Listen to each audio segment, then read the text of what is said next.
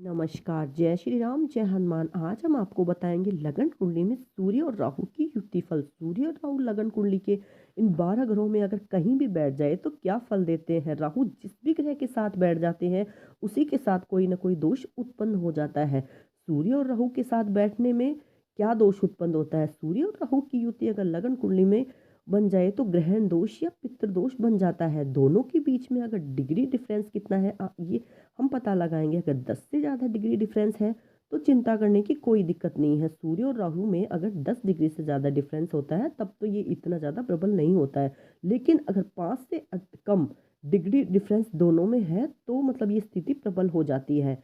यहाँ पितृदोष भी हो जाता है, ग्रहण दोष भी होता है। सूर्य कुंडली में मजबूत अवस्था में है और राहु अगर कमजोर अवस्था में है तब कोई दिक्कत चिंता करने की कोई दिक्कत नहीं है, क्योंकि सूर्य आत्मा का कारक है, मान सम्मान का है, पिता का कारक है, गवर्नमेंट सर्विस का कारक है। इसीलिए ग्रहों में राजा है। अगर सूर्य ही कुंडली में कमजोर हो जाए तब ग्रहण दोष पितृदोष जैसी स्थिति बन जाती है।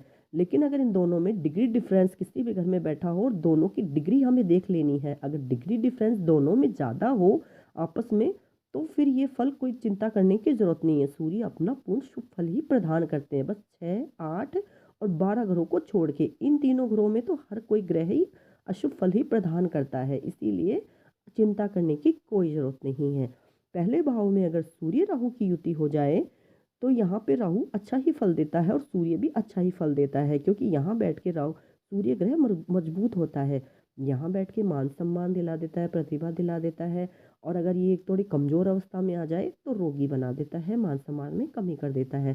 सूर्य राहु की युति अगर दूसरे घर में हो जाए तो कुटुंब के साथ मतभेद हो जाता है, क्योंकि शत्रु राशि में सूर्य बैठे हैं तो यहाँ बैठ के अपने परिवारजनों से मतभेद उत्पन्न हो जाता है, भाग्य में कमी कर देते हैं। सूर्य राहु की युति अगर तीसरे भाव में बैठ जाए तो जातक का मानसिक संतुलन खराब हो जाता है, भाग्य में भी कमी आ जाती है, पैसे में भी परेशानी होती है, आजीवन ही संघर्ष जिंदगी में बना रहता है। सूर्य और राहु की युति अगर लगन कुंडली में चतुर्थ भाव में हो जाए तो यहाँ सूर्य मजबूत नहीं होते हैं, पिता के साथ मतभेद होते हैं, भूमि भवन वाहन में भी दिक्कत होती है, मान सम्मान की कमी हो जाती है, पिता की सेहत में कमी हो जाती है। और अगर सूर्य मजबूत हो, स्वराशि में हो, दोनों में डिग्री डिफरेंस ज़्यादा हो तो फिर कोई चिंता की जरूरत नहीं है। सूर्य इतना कोई परेशानी नहीं देते हैं।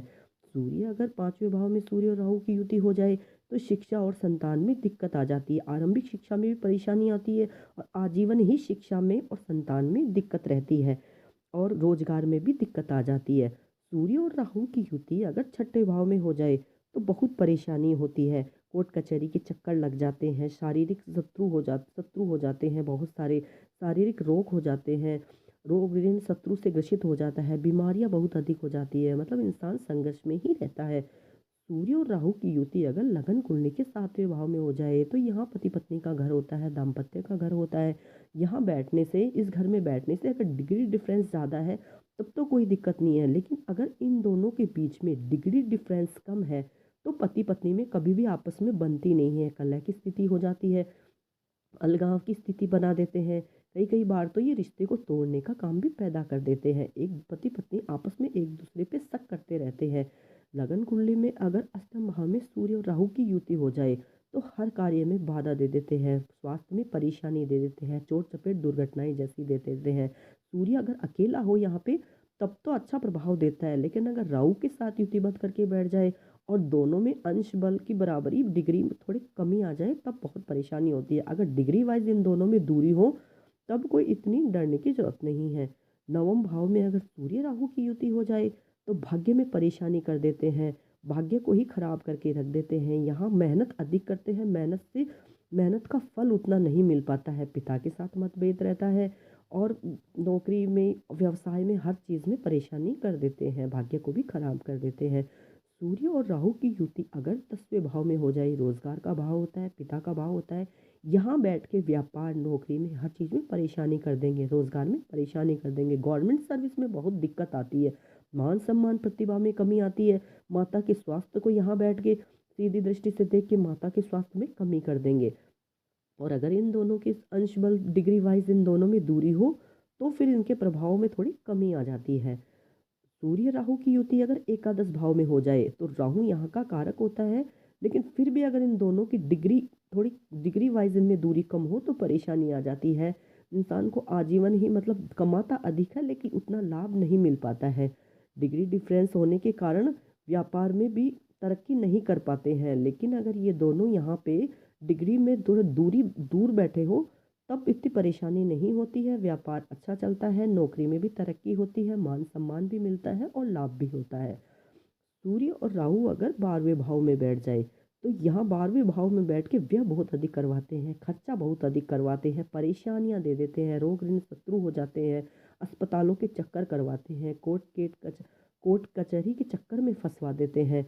यहाँ बैठ के भी सूर्य और राहु का प्रभाव बहुत ही खराब हो जाता है, पितृदोष जैसी स्थिति उत्पन्न हो जाती है। तो आज हमने आपको लगन कुंडली के 12 भावों में सूर्य और राहु के युति फल बताए थे। अगर आपको हमारी दी हुई जानकारी पसंद आए तो हमारे चैनल को लाइक करें, शेयर करें, सब्सक्राइब करें।